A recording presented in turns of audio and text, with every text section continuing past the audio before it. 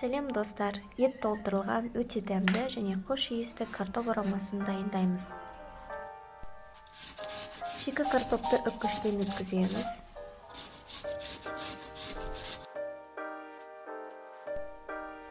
Ұсақталған пияз, қаймақ, 2 жұмыртқа,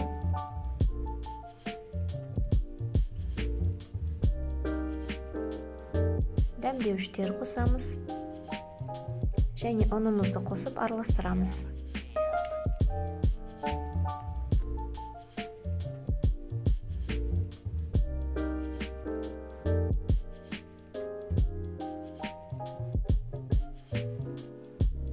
Формамызға пергамент қағазын төсеп, дайын болған массамызды формаға салып, тегістеп аламыз.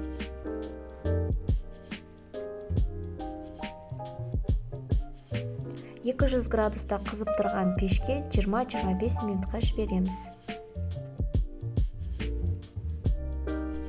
Фаршқа 1 жұмыртқа, ұсақталып туралған пияз,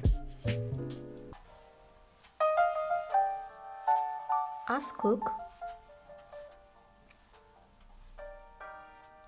тұз, бұрыш салып араластырамыз.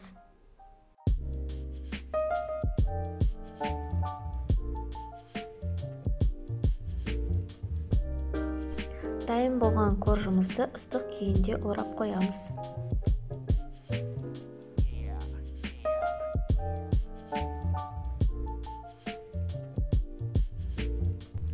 Суығаннан кейін орамамызды қайтадан ашып, бетіне еттен жасалған начинкамызды бір келкі етіп орналастырамыз.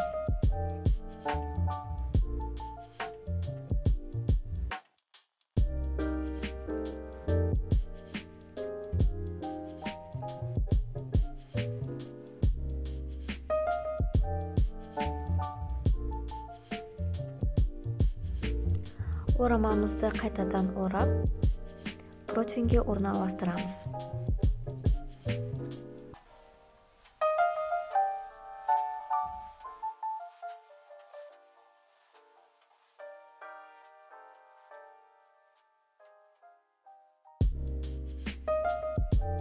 Бетін фольгамен жауып, 180 градуста 35-40 минутта пісіреміз.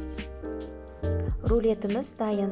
Қалауларыңыз бойынша бетіне қаймақ жағып, ас көк сепсеңіздер болады.